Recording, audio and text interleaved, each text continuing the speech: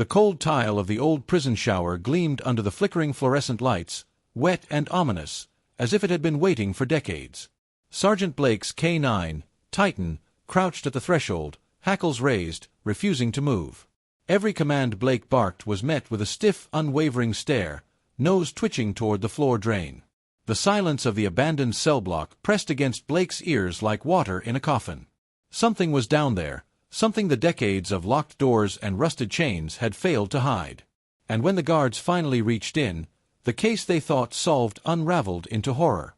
The rain had been relentless all night, a drumming against the corrugated roof of Millstone County's old prison that sounded like a distant heartbeat, irregular and ominous. Sergeant Blake parked his cruiser in the mud-slicked lot, headlights slicing through the fog that curled around the abandoned structure like ghostly fingers.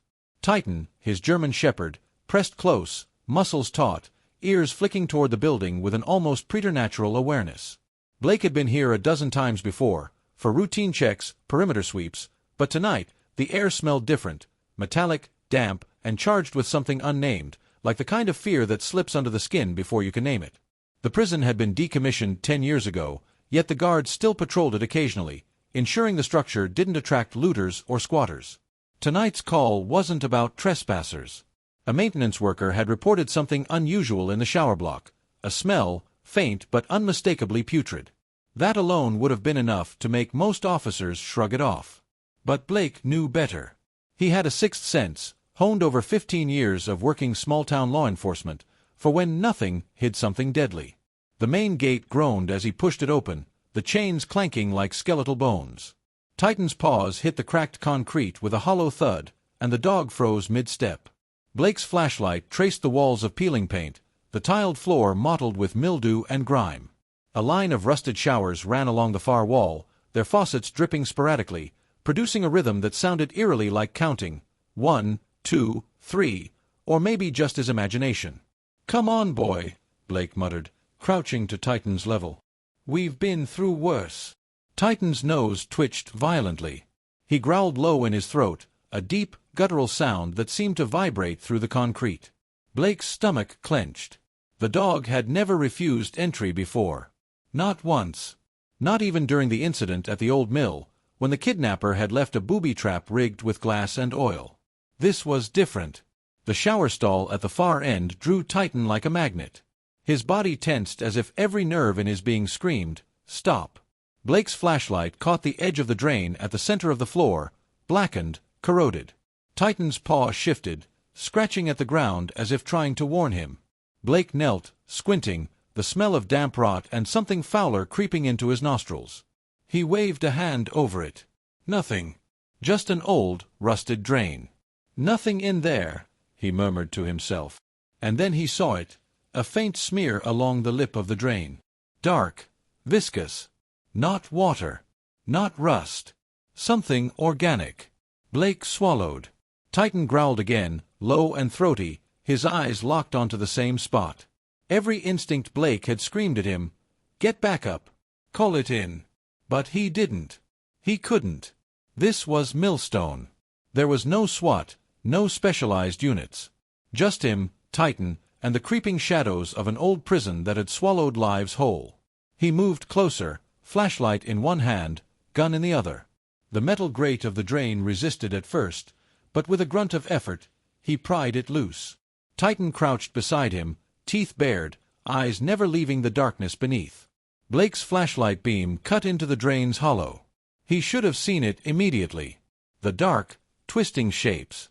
The smell hit him then, full force, iron, decay, and something worse, a metallic sweetness that made bile rise in his throat. It was a body. A young girl, her hair plastered to her pale face, eyes closed as if sleeping, but the rigid tension of her limbs told a different story. Blake staggered back, his hand going to his mouth. Titan whined softly, circling the drain protectively. Blake's radio crackled. "Blake. You there?" He hesitated. "Yeah. I found. We have a situation." Minutes passed, or maybe hours. Time was meaningless in the fluorescent-lit horror of the shower block.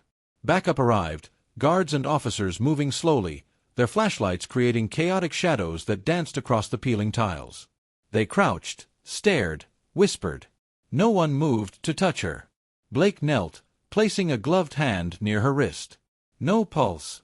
But something about the way she was positioned, as though forced down, told him she hadn't just fallen in. She had been hidden. And hidden well. The investigation that followed was chaotic. Interviews with old prison staff revealed nothing helpful. Records of inmates had been purged, lost in digital transitions. But whispers circulated about a janitor who had disappeared years ago, rumored to have a penchant for hiding things. No one knew what that meant, until Blake noticed the drain wasn't just a receptacle for water. There were signs of tampering, shallow scratches suggesting it had been lifted and replaced recently, perhaps even multiple times over the years. Titan refused to leave the drain, growling at anyone who dared approach. Blake realized then that the dog knew more than any officer present. Dogs had instincts humans could never fully explain. Titan's refusal wasn't fear. It was recognition. Something in that drain belonged to someone, or something that had remained hidden for too long. Blake's eyes swept the room. Tiles cracked, water stains creating strange patterns on the walls. Every shadow seemed to twitch. Every sound, a distant drip, a sigh of wind through the broken window panes, carried threat. The prison, abandoned and decaying, felt alive with secrets. And for the first time in his career, Blake felt utterly unprepared. He called in the coroner, the forensic team, and even the state police. Nothing could shake the feeling that what they were dealing with wasn't a typical case. Someone had deliberately chosen this shower block, this drain, as a grave. And Blake couldn't help but wonder. How many others had been hidden, lost to the shadows, leaving nothing but a faint stench and a whisper of movement beneath the tiles?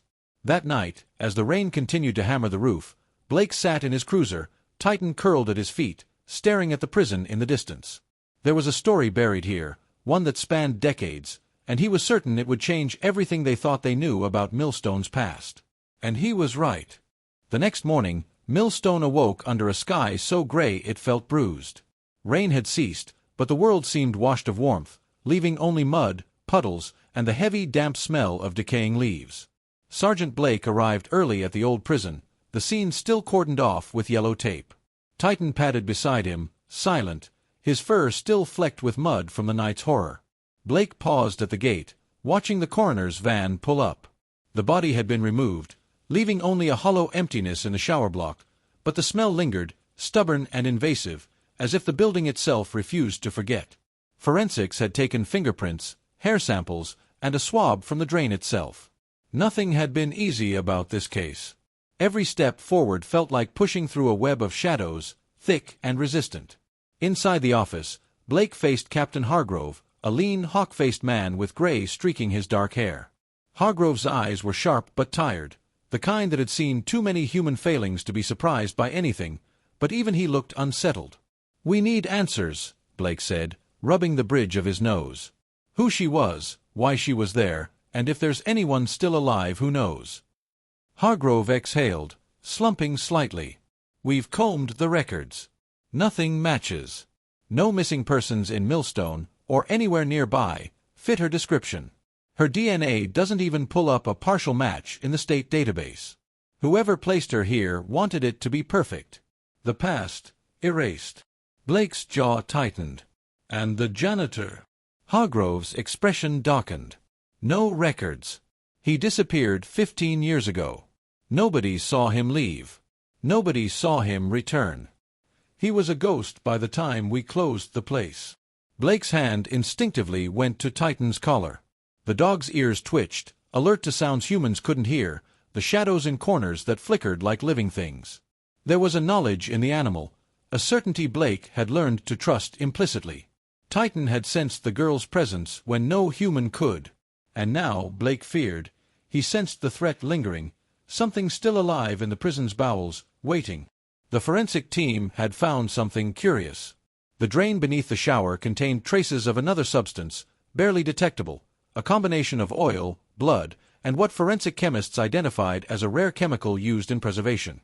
It was almost surgical, calculated.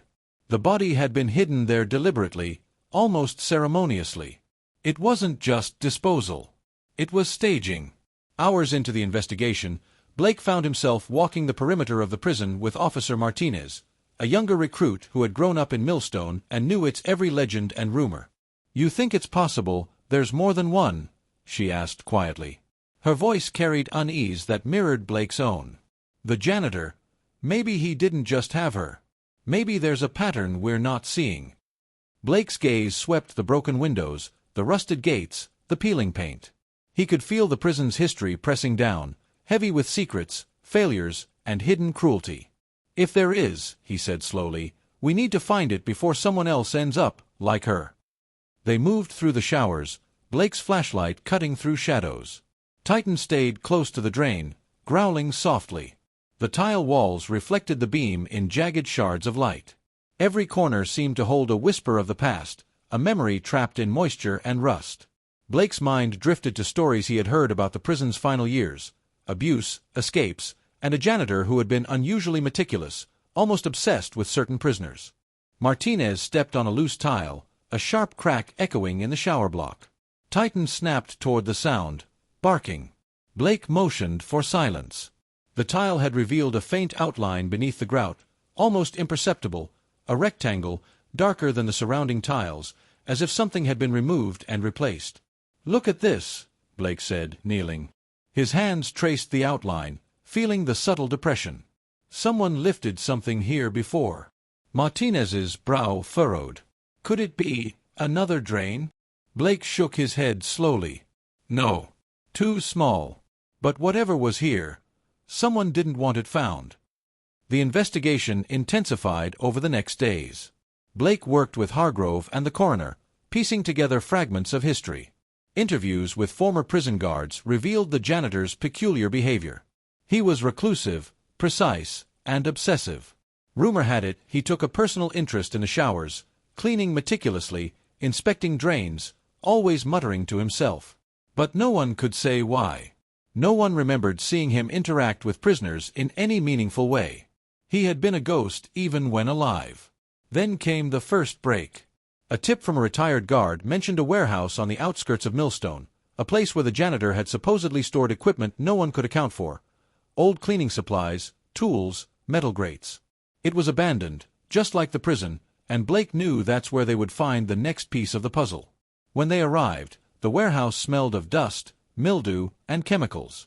Blake and Martinez pushed through crates, Titan leading cautiously, every step echoing in the cavernous space. Boxes of mops, cleaning agents, and rusted maintenance tools lined the walls. But near the far corner, hidden beneath a tarp, Blake found it, a collection of drain covers, each scratched, bent, or replaced at least once. "Look at this," he said, pointing. "These aren't normal replacements. Someone's been practicing, modifying them, hiding something." Martinez's face went pale. "Like the girl." Blake nodded. Titan sniffed along the floor, growling low, his body rigid. Blake followed the dog's line of sight to a narrow trapdoor beneath the tarps. The wood had been recently sanded, edges smooth, almost camouflaged.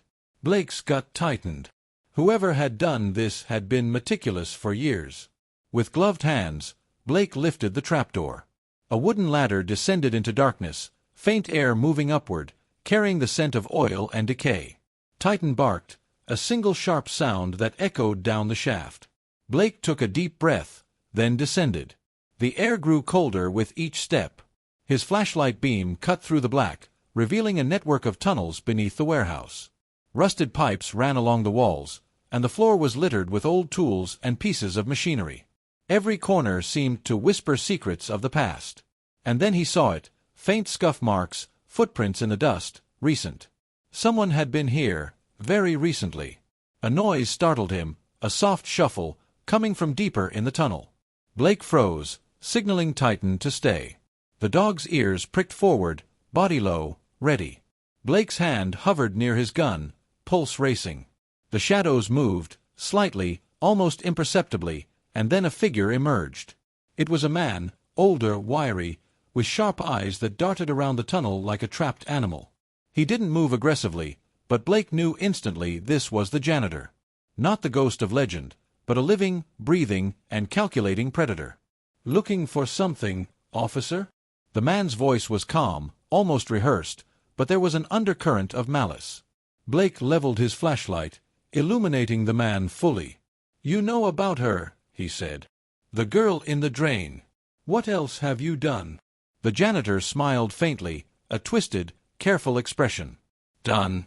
Nothing. Merely preserved memories. The prison, it's full of them. They were supposed to vanish, but some things refused to be forgotten." Martinez, who had followed Blake down the ladder, gasped softly. "Preserved memories?" The janitor's gaze shifted to Titan, who growled low, teeth bared. "Ah, the dog sees what humans cannot. Clever animal." Blake's stomach sank. He understood, suddenly, why Titan had refused to enter the shower. It wasn't instinctive fear. It was recognition of a method honed over years. The janitor had been using the drains, the showers, to hide more than bodies. Objects, evidence, and fragments of people, preserved in ways Blake could not yet comprehend. "You're insane," Blake said, his voice trembling. "This ends now." The janitor chuckled. "It's never ending, officer. Some things refuse to be ended." Before Blake could react, the janitor vanished into a side tunnel, leaving only a faint smell of chemicals and decay. Titan barked, racing after him, but the dog returned moments later, alone, growling. Blake knew then, the janitor had allies, or perhaps traps. The tunnels were a labyrinth, and they were unprepared. Hours later, they emerged, exhausted and frustrated. The warehouse revealed nothing more than signs of recent activity, scuff marks, and a trail of subtle manipulations. The janitor had escaped, leaving them with questions, fear, and the knowledge that the girl in the drain was only the beginning. Back at the prison, Blake stared at the shower, now cordoned off more heavily. Titan sat beside him, eyes unwavering, body tense. Blake felt the weight of history pressing down, a knowledge that whatever they had uncovered was only the surface. Somewhere in Millstone, the janitor was planning the next move, testing boundaries, waiting. And Blake understood the truth of it. The small town they all thought safe was built on shadows, and those shadows had teeth. As night fell, the rain returned, heavier than before. Blake lit a cigarette, the smoke curling in the dim light. He knew the next steps would require more than police work. They would need intuition, patience, and the courage to confront the unknown, a darkness that had been lying in wait for decades.